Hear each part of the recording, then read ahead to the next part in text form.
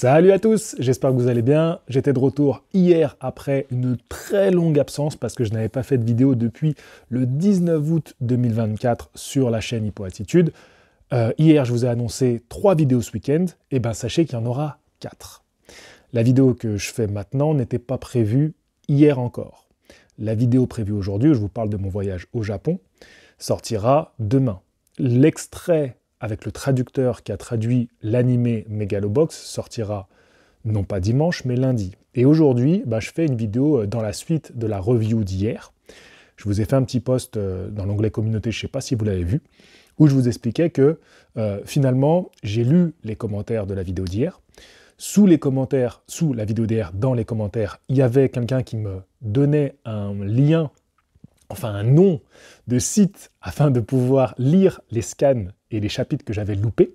Donc j'avais loupé du 473 au 477. En soi, j'ai pas changé grand-chose qui modifie l'histoire. Mais quand même, il y avait un petit peu de matière, et notamment, et ça, il y a quelqu'un qui me l'a dit aussi en commentaire en disant il y a un truc sur la trahison de la boxe de la barre de Rosario. Et je me suis dit, je vais quand même le lire.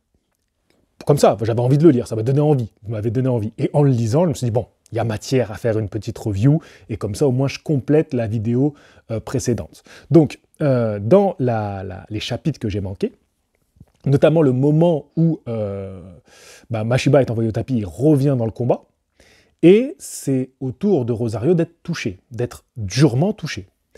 Et à ce moment-là, dans cette partie du combat, comme on a eu Mashiba qui a eu un discours envers lui-même sur son démon intérieur, on a aussi Rosario qui a une sorte de discours intérieur, qui a clairement un discours intérieur, et qui dit mes points ne m'ont jamais trahi, j'ai toujours gagné avec mes points, et là, c'est pas la boxe qui me trahit, c'est moi qui ai trahi la boxe. Qu'est-ce qu'il veut dire par là?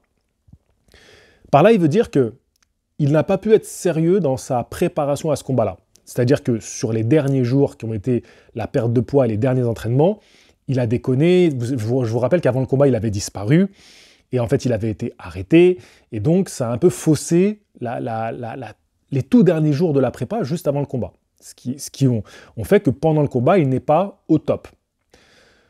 Maintenant, par là, il veut dire, par là, ce que lui dit, ce qui se dit à lui-même, c'est « t'as trahi la boxe, parce que la boxe, il faut être sérieux jusqu'au bout. Il faut être à 100% sérieux, que ce soit dans ton régime, dans ta prépa, dans la totale. » Et face à lui, il le reconnaît, il dit « toi, t'es un vrai boxeur. T'es prêt. Je vois que j'ai un mec prêt face à moi. » Et après, on va voir donc les images de Mashiba, et donc les gens autour de lui qui disent il est prêt dans un échange, et il se rappelle de tous les combats qu'il a fait avant. Je crois que c'est une planche, on le voit avec ses différents adversaires, et surtout le sparring avec Hippo, où il est allé chercher les derniers entraînements, il a repoussé les limites pour que, vous savez ce qu'on dit, on dit ton entraînement doit être dur pour que la compète soit facile, pour que le combat soit facile. Et ça, c'est comme dans tout. Je regarde beaucoup de podcasts et de vidéos de course à pied, parce que j'ai un challenge personnel là sur les prochaines années. J'en ai parlé sur la chaîne principale, je ne vais pas en parler ici, mais ça rejoint l'esprit sportif. Tes entraînements doivent être si durs que le jour de la compétition, c'est presque la libération. Mais c'est pareil dans la boxe. Et ça, on le sait très bien. Les pratiquants de boxe qui ont fait de la compétition le savent. Quand tu arrives au combat, en vrai, tu n'as que quelques rounds à faire et basta. Tu vois, tu as toute ta journée, tu attends le combat, tu fais quelques rounds, c'est rien par rapport à tes entraînements qui ont été des longues minutes, des heures d'entraînement. Et là, t'en chiais, vraiment. Le combat, c'est ce qu'il y a de plus simple, tu vois, quelque part. Donc, il y a cette confrontation, et ce que dit Rosario, et ça, j'ai trouvé ça très pertinent, et c'est pour ça que je voulais faire la vidéo, c'est il n'y a rien de plus équitable que la boxe. C'est presque... et je pousse ce qu'il veut dire. Il dit, sur le ring, on est comme dans un monde idéal où on oublie toutes les injustices extérieures, et là, c'est équitable. C'est toi et moi qui est le plus près pendant le combat. Et il dit, moi je veux qu'on revienne dans ce monde, donc qui est le ring en réalité, un jour où je serai mieux préparé pour être à armes égales avec toi. Donc en fait, ça nous prépare à la défaite de Rosario. Moi, j'ai l'impression, il y a quelqu'un qui dit dans les commentaires, il n'y a pas grand monde qui a commenté, mais l'un d'entre vous dit qu'il sent que Mashiba va quand même perdre ce combat. Je sais pas, moi j'ai l'impression quand même que c'est un boxeur qui accepte sa défaite. Et justement, on sait que c'est un mec qui est très spécial, Rosario, et j'ai bien aimé ce personnage. C'est peut-être un des adversaires les plus intéressants que j'ai trouvé depuis le début de Hippo. Je les ai plus tous en tête, mais en tout cas, celui-là me marque particulièrement. Je trouve qu'il est assez stylé, que ce soit dans le design, que ce soit dans la personnalité hyper extravertie, que ce soit dans plein d'aspects, tu vois, et stylistiquement, ce qu'il représente, le latino, etc. Complètement fou, qui vient de la rue, qui vient du monde des gangsters, etc. Et là, ce qui se dit, il est comment dirais-je? Ce que je veux dire par là, c'est que dans sa réflexion, il fait preuve d'intelligence, alors qu'on le présentait comme un personnage très archaïque, très caricatural, insupportable. Et là, dans ce dialogue intérieur qu'il a, tu vois un homme, un vrai boxeur, qui respecte la discipline, qui respecte ce sport, qui respecte le boxeur qu'il a en face de lui. Et là, on touche à un autre aspect qui n'avait pas tant été développé jusqu'ici, parce qu'il y avait aussi un aspect du boxeur qui est très représentatif et très juste aussi d'une réalité de la boxe, mais qui appuyait son caractère, c'était le côté vicieux, avec les coups de tête, les croche-pieds, etc. Et le fait de nous montrer cet aspect-là, à ce moment-là du combat, ça rend le personnage d'autant plus attachant, d'autant plus percutant, d'autant plus profond, surtout que face à lui, on a Mashiba.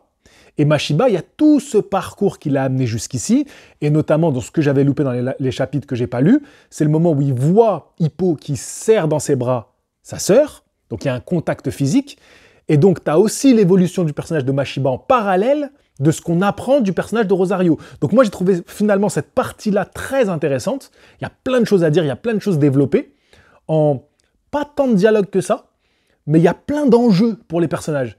Et j'ai trouvé que chacun des personnages ait leurs enjeux. Après, c'est un peu le jeu de Hippo. C'est-à-dire qu'il va toujours avoir beaucoup d'enjeux pour l'adversaire. Donc limite, à des moments, on a envie de le voir gagner parce qu'on se dit, mais lui aussi, il y a plein de choses qui se jouent. Et ça, c'est depuis le début de Hippo, ça a toujours été ça. Donc on retrouve un peu ce mécanisme qu'on avait avec Hippo et ses adversaires, Makunouchi Hippo et ses adversaires, où toujours il y avait une histoire qui était développée. On le retrouve ici, avec Rosario et Mashiba. Est-ce que ça nous amène vers un Mashiba, personnage principal de l'histoire, ce qu'il est aujourd'hui. Aujourd'hui, là, depuis un paquet de chapitres, c'est Mashiba qui est le personnage principal de Hippo, de Hajime no Hippo.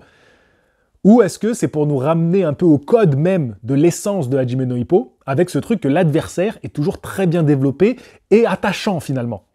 Mais en même temps, tous les enjeux du côté de Mashiba, je vous le répète, c'est aussi super intéressant. Mais restons sur ce que je voulais développer dans cette vidéo. Le côté, la boxe est un sport équitable. C'est équitable sur le ring. Oui et non, parce qu'après on pourrait développer en disant oui, mais certains combattants, vu où ils évoluent, vu où ils s'entraînent, vu les moyens qu'ils ont, c'est toujours plus facile. Donc est-ce que c'est équitable le moment où on s'affronte sur le ring? Voilà, je pense tout simplement à Arsène Goulamirian lorsqu'il affronte Zurdo Ramirez dans la promotion de Zurdo chez lui aux États-Unis, alors que c'est Arsène le champion. Est-ce que vraiment on a quelque chose d'équitable sur le ring? Mais dans l'idéologie de la boxe, et c'est vrai, l'idée, c'est que sur le ring, si t'es pas le mieux préparé, si t'as pas été vraiment sérieux, bah c'est ta faute en fait. Mais on a les mêmes armes, on a la même date, on a le même poids à faire, donc oui, c'est équitable en fait. Si t'as pas joué le jeu, si t'as pas été sérieux, tant pis pour ta pomme. Donc j'ai trouvé ça super intéressant. Merci de m'avoir donné le lien, enfin le nom du site pour aller lire les chapitres. Hein. Si vous voulez le voir, allez dans les commentaires de la dernière vidéo. Il n'y en a pas 50 des commentaires, vous allez vite le trouver. Et surtout, merci à ceux qui m'ont poussé, sans me spoiler, à aller lire les chapitres, parce que du coup, j'ai vraiment apprécié. Merci beaucoup. Je vous dis à demain pour une nouvelle vidéo. J'enchaîne. 4 vidéos, les gars. 4 vidéos. Ça fait plaisir ou pas? Allez, ciao. Fighting.